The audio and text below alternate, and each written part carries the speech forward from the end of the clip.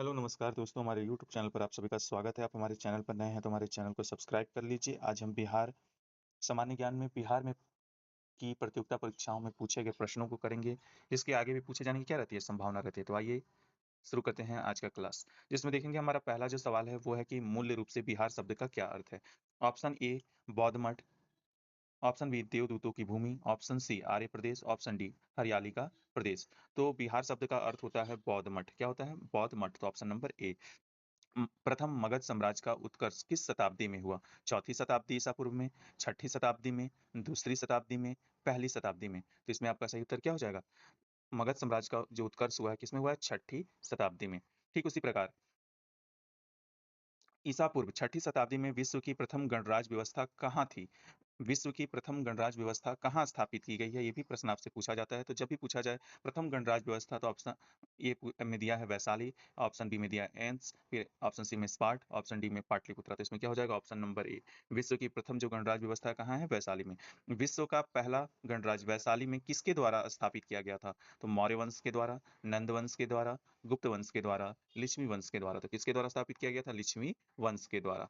तो चलिए आगे बढ़ते हैं। अगला प्रश्न हमारा, राजकुमारी चेनला कौन थी? वज्जी लिच्छवी राजकुमारी थी, कौशल राज की पुत्री थी, मद्र राजकुमारी थी, इनमें से कोई नहीं। तो क्या हो जाएगा? राजकुमारी चेनला वज्जी लिच्छवी राजकुमारी थी। Option number A. Ajatashatru के वंश का क्या नाम था? मौर्य वंश, नंद वंश, हर्यक वंश, गुप्त वंश। तो क्या हो जाएगा? हर्यक वंश। अजात शत्रु के वंश का क्या नाम था? हर्यक वंश। अजात शत्रु ने अवंती के हमले से बचने के लिए किलाबंदी की थी। उसने वह किलाबंदी कहाँ बनवाया था? तो पाटलिपुत्रा में, वैशाली में, अंग में, राजगिरी में। तो क्या हो जाएगा? राजगिरी में। कहाँ बनवाया था? राजगिरी में। अजात शत्रु किस राज्य को पराजित नहीं कर सका? अजात शत्रु ने किस वंश को पराजित यानी हरा नहीं सके? तो अवंती, कौशल, वज्जी, वैशाली, इनमें से कोई नहीं। तो क्या हो जाएगा? अजात शत्रु ने अवंती राजवंश को कभी नहीं हरा सके। चलिए आते हैं अगले सवाल पर। प्रारंभिक वैदिक काल के दौरान कौन सा शहर मगध राज की प्रारंभिक राजधानी के रूप में कार्य करता था? तो पाटलिपुत्र, वैशाली, राजगिरी या ग्रीव्रज या चंपा। तो जो है मगध की प्रारंभिक राजधानी के रूप में जो कार्य करता था, कौन करता था? ग्रीव्रज यानी राजगिरी। किस शासक द्वारा सर्वप्रथम पाटलिपुत्र का राजधानी के रूप में चयन किया गया? अजातशत्रु, कालाशोक, उदयन, कनिष्क। तो क्या हो जाएगा? उदयन के द्वारा। पाटलिपुत्र के संस्थापक कौन थे? उदयन, अशोक, बिंबिसार, महापद्म, नंद। तो क्या हो जाएगा? उदयन। उदयन के बाद मगध साम्राज्य पर किस राजवंश का शासन हुआ? तो नंद वंश, शुंग वंश, शिशुनाग वंश और मौर्य वंश। तो क्या हो जाएगा? उदयन के बाद किसका शासन हुआ है? शिशुनाग वंश, है ना? तो चलिए आगे बढ़ते हैं। किस मगध सम्राट ने स्वयं को एक राट कहा है? तो बिंबिसार ने, अशोक ने, अजातशत्रु ने, महापद्म, नंद ने। तो क्या हो जाएगा? महापद्म नंद ने अपने आप को क्या कहा है? एक राट कहा है। नंद वंश के पश्चात मगध पर किस वंश ने शासन किया? मौर्य वंश, शुंग वंश, गुप्त वंश, कुषाण वंश। तो किसने किया है शासन? मौर्य वंश ने। ऑप्शन नंबर ए। निम्नलिखित में से मगध का कौन सा राजा सिकंदर महान का समकालीन था? महापद्म नंद, घनानंद, सुकल्प, चंद्रगुप्त मौर्य। तो कौन होंगे? घनानंद। निम्नलिखित में से कौन नंद वंश का अंतिम शासक था? नंद वंश के अंतिम शासक के बारे में बताना है। घनानंद, पांडुका, गोविष्णक, कैवर्त। तो कौन होंगे नंद वंश के अंतिम शासक? घनानंद। मगध में मौर्य वंश के शासन की स्थापना किसने की थी? सम्राट अशोक, चंद्रगुप्त मौर्य, बिंदुसार, इनमें से किसी ने। तो किसने की थी मौर्य वंश शासन की स्थापना? चंद्रगुप्त मौर्य ने। चलिए, पाटलिपुत्र में स्थित चंद्रगुप्त का महल मुख्यतः बना हुआ था। पाटलिपुत्र में जो चंद्रगुप्त का महल था किस चीज का बना हुआ था? तो ईंटों का, पत्थर का, लकड़ी का, मिट्टी का। तो किसका बना हुआ था? लकड़ी का। जिसके ग्रंथ में चंद्रगुप्त मौर्य का विशिष्ट रूप से वर्णन है वह है भास, शुद्रक, विशाखदत्त, अश्वघोष। तो किसके ग्रंथ में वर्णन है चंद्रगुप्त मौर्य का? तो विशाखदत्त ना। Option number C. निम्नलिखित में से किस मौर्य राजा ने दक्कन की विजय की थी? तो अशोक ने, चंद्रगुप्त ने, बिंदुसार ने, कुणाल ने। तो क्या हो जाएगा आपका? चंद्रगुप्त ने दक्कन की विजय की थी। कौटिल्य का अर्थशास्त्र कितने अधिकरणों में विभाजित है? 11, 12, 14, 15। कितने में? 15।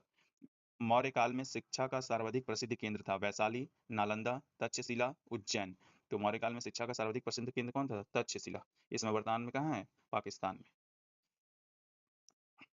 पाटलिपुत्र को इनमें से किस शासक ने सर्वप्रथम अपनी राजधानी बनाई थी? चंद्रगुप्त मौर्य, अशोक ने, चंद्रगुप्त विक्रमादित्य ने, कनिष्क ने। तो ऑप्शन नंबर ए, चंद्रगुप्त मौर्य ने पाटलिपुत्र को क्या कहते हुए अपनी सर्वप्रथम राजधानी बनाई थी। मेगास्थनीज की पुस्तक का क्या नाम है? अर्थशास्त्र, ऋग्वेद, पुराण, इंडिका। तो मेगास्थनीज की पुस्तक का नाम क्या है? इंडिका। मेगास्थनीज दूत था, किसका दूत था? सेलुकस का, सिकंदर का, डेरियस का, यूनानियों का। तो मेगास्थनीज किसका दूत था? सेलुकस निकेटर का। वह स्रोत जिसमें पाटलिपुत्र के प्रशासन का वर्णन है वह उपलब्ध है? दिव्या वदान, अशोक के शिलालेख, इंडिका, अर्थशास्त्र। तो पाटलिपुत्र प्रशासन की चर्चा किसमें की गई? इंडिका में, ऑप्शन नंबर सी। सेंड्रोकोटस से चंद्रगुप्त मौर्य की पहचान किसने कराई थी? William Jones, D R Bhandarkar, R K Mukherjee, V A Smith. तो किसने कराया था? विलियम जोन्स ने, ऑप्शन नंबर ए। अर्थशास्त्र के अनुसार सीता भूमि का क्या अभिप्राय है, यानी सीता भूमि का क्या अर्थ है? ना जोती जाने वाली अनुप्रयोगी भूमि, ब्राह्मणों के स्वामित्व वाली भूमि, जनजातियों द्वारा जोती जाने वाली भूमि, वनीय भूमि। तो क्या हो जाएगा? ऑप्शन नंबर सी, जनजातियों द्वारा जोती जाने वाली भूमि सीता भूमि का अर्थ है। केवल वह स्तंभ जिसमें अशोक ने स्वयं को मगध का सम्राट बताया है? मस्की का लघु शिला लेख, रुमनी देई अभिलेख, रानी का स्तंभ लेख, भ्राम्बू शिलालेख। तो किसमें बताया है? मस्की का लघु शिलालेख। अशोक के शिलालेखों में प्रयुक्त भाषा है संस्कृत, प्राकृत, पाली, हिंदी। तो क्या हो जाएगा? पाली, है ना। अशोक के शिलालेखों में किस भाषा का प्रयोग है? पाली भाषा का प्रयोग। जैसा कि अशोक के शिलालेखों में उल्लेख किया गया है, मौर्य साम्राज्य में राजधानी पाटलिपुत्र और अन्य 4 प्रांतीय केंद्रों सहित 5 प्रमुख राजनीतिक केंद्र थे। निम्नलिखित में कौन सा प्रांतीय केंद्र नहीं था? तो तक्षशिला, उज्जैनी, स्वर्णगिरी, इंद्रप्रस्थ। तो इसमें आपका सही जवाब क्या हो जाएगा? इंद्रप्रस्थ। अशोक के प्रस्तर अभिलेख खाली स्थान के प्रतीक थे, अर्थव्यवस्था के, धर्म के, प्रशासन के, राजनीतिक व्यवस्था। जो अशोक के प्रस्तर अभिलेख थे, कैसे किसके ये थे? प्रतीक थे प्रशासन के, ऑप्शन नंबर सी। अशोक के ब्राह्मी अभिलेखों को सर्वप्रथम किसने पढ़ा था? V N Mishra, H D Sankalia, S R Goyal और प्रिंसेप। तो अशोक के ब्राह्मी अभिलेखों को सर्वप्रथम किसने पढ़ा था? प्रिंसेप ने। सम्राट अशोक के पिता का नाम क्या था? तो बिंबिसार, बिंदुसार, चंद्रगुप्त मौर्य, बृहदत्त। तो सम्राट अशोक के पिता का नाम क्या था? बिंदुसार। अशोक के धम्म का मूल संदेश क्या है? मैंने धम्म का मूल संदेश क्या था? राज के प्रति वफादारी, शांति एवं अहिंसा, बड़ों का सम्मान, धार्मिक सहनशीलता। तो धम्म का मूल उद्देश्य था, इसमें 2 ऑप्शन सही हो जा रहे हैं, शांति एवं अहिंसा और बड़ों का सम्मान। तो धम्म का मूल उद्देश्य क्या था? शांति एवं अहिंसा एवं बड़ों का सम्मान। तो एग्जाम में आपको एक ही ऑप्शन मिलता है। गुप्त सम्राट जिसने हुणों को पराजित किया था, किसने किया था? समुद्रगुप्त ने, चंद्रगुप्त द्वितीय ने, स्कंदगुप्त ने, राम गुप्त ने। तो किसने किया था हुणों को पराजित? स्कंदगुप्त ने। अंतिम मौर्य सम्राट था जालौक, अवंती वर्मा, नंदीवर्धन, वृहदत्त। तो अंतिम मौर्य सम्राट कौन थे? वृहदत्त। अंतिम मौर्य सम्राट वृहदत्त। चलिए, मौर्य वंश के पश्चात किस वंश का राज स्थापित हुआ था? शक वंश, कुषाण वंश, सातवाहन वंश, शुंग वंश। तो किस वंश का सब मौर्य के बाद? तो मौर्य के बाद आए हैं शुंग वंश। अभिलेखों में किस शासक का उल्लेख प्रियदर्शी या देवानामप्रिय के रूप में किया गया है? किस शासक को प्रियदर्शी एवं देवाप्रिय नाम के से जाना जाता है? चंद्रगुप्त मौर्य, अशोक, समुद्रगुप्त, हर्षवर्धन। तो क्या हो जाएगा? आपको अशोक को प्रियदर्शी या देवानामप्रिय के नाम से जाना जाता है। बौद्ध धर्म हिंदू धर्म के अंदर एक सुधार आंदोलन था। इन शब्दों को किसने कहा है? पीसी लाल, एबी कित, बीपी वर्मा, वीए स्मिथ। तो किसके द्वारा किया, किसको किसने कहा है कि बौद्ध धर्म हिंदू धर्म के अंदर क्या है? एक सुधार आंदोलन था। तो इसमें आपका सही जवाब क्या हो जाएगा? ऑप्शन नंबर डी, वीए स्मिथ के द्वारा ये बात कहा गया है कि बौद्ध धर्म हिंदू धर्म के अंदर एक सुधार आंदोलन था।